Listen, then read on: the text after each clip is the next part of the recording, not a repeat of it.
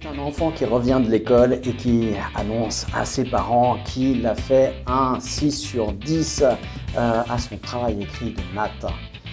Et les parents qui réagissent « Ouais, tu aurais pu quand même faire mieux. La prochaine fois, tu travailleras encore plus. »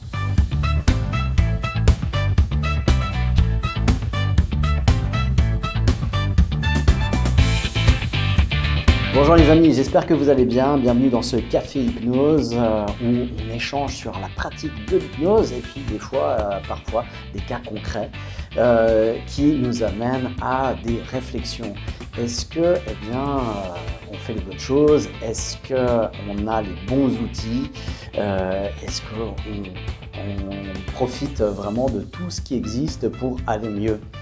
Eh bien, c'est une question, c'est ces questions-là que je vous pose et qu'on traite dans cette approche avec l'hypnose.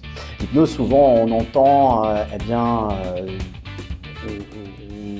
on a ces croyances sur l'hypnose de spectacle, c'est un peu, là, il y a les seules notions que la plupart des gens ont. Eh bien, c'est complètement faux par rapport à ce qu'on fait dans un cabinet. Et dans ces vidéos, je vous invite à revoir ces croyances, ces a priori, ce regard sur l'hypnose qui est complètement faussé par rapport à ce qu'on fait justement en thérapie. Alors c'est cet enfant qui arrive vers ses parents et puis qui montre son résultat et les parents qui le grondent parce qu'il n'a pas fait selon eux une meilleure note.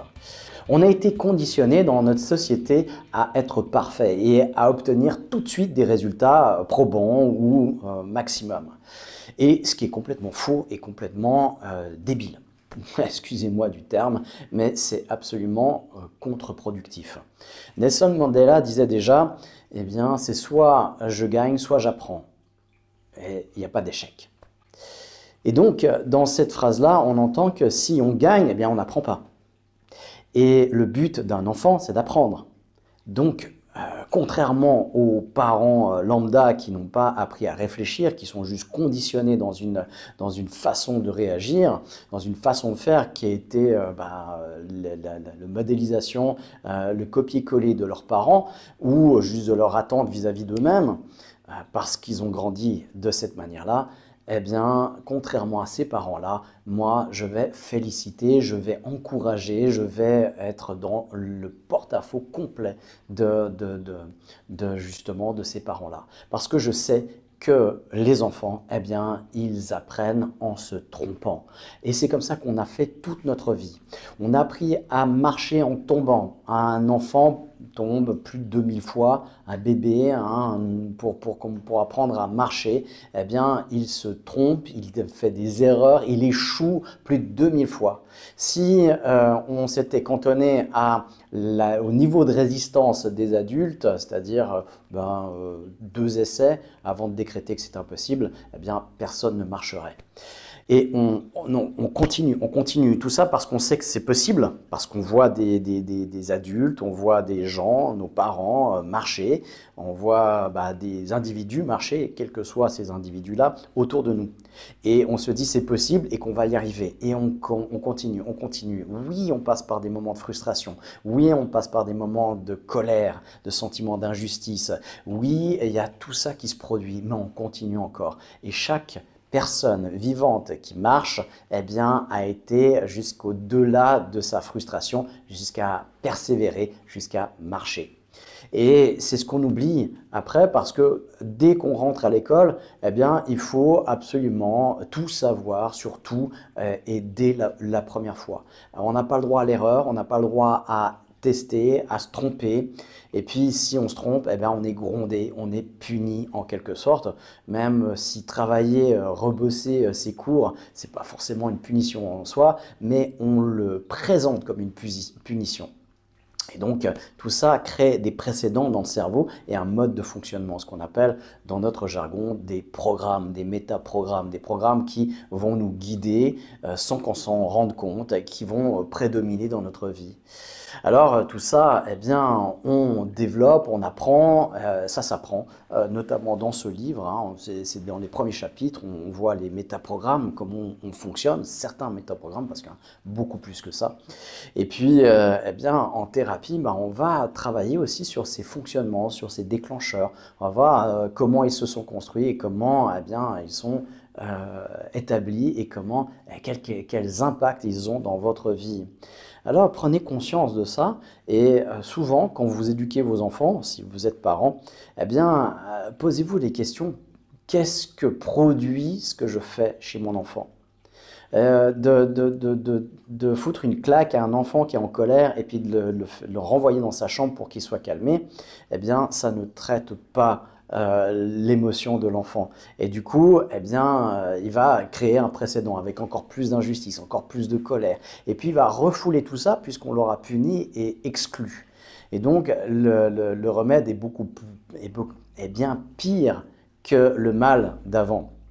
Et donc, bien évidemment, c'est la pire chose à faire. C'est ce que je constate que la plupart des parents font. Et c'est dommage parce qu'ils ne se rendent pas compte qu'ils empirent en fait la situation et qu'ils privent leur enfant d'une autonomie émotionnelle qui vont porter pendant toute leur vie. Alors, bien sûr, ça se corrige, rien n'est perdu. On peut faire ce travail-là effectivement en thérapie. Alors, pensez-y quand vous éduquez vos enfants. Et puis, quand on a des niveaux d'attente vraiment plus auprès des enfants, ça donne qu'à un moment donné, ils vont modéliser ça. Souvent parce que les parents l'ont eux-mêmes. Alors, voilà, ils ont des attentes plus, mais le comportement n'est pas toujours adapté à leurs attentes. Ce qui crée beaucoup de frustration, qui crée beaucoup de colère, qui crée des tensions et puis un comportement qui n'est pas du tout congruent. Et les enfants, ça, ils le repèrent. Mais ils vont modéliser ça. La manière de s'énerver d'un parent devient la manière de s'énerver d'un enfant. Et donc, ça ne vient pas de nulle part. Même si c'est refoulé chez les parents, c'est quand même modélisé par les enfants parce qu'ils le voient, ils le perçoivent. Et même après, la manière de refouler les émotions sont apprises par les enfants. Ce qui fait que ils vont développer les mêmes problèmes, les mêmes limitations après.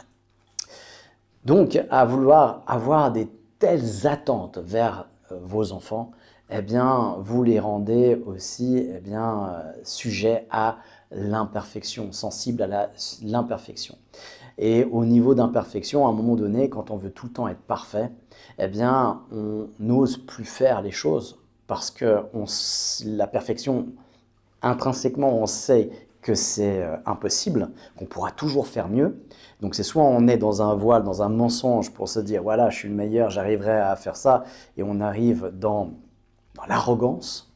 Et puis, ou alors, on se retrouve à plus oser faire les choses parce qu'on aura conscience qu'on va pas faire, on pourra faire mieux toujours un petit peu plus tard ou sur le coup, et que de le faire pas à la perfection, de ne pas arriver tout de suite à une perfection, équivaut à un échec. Alors, on préfère pas faire. Et là, ça crée un précédent aussi chez les enfants qui n'osent plus et qui se retiennent et qui se renferment sur eux-mêmes et qui ne font plus rien.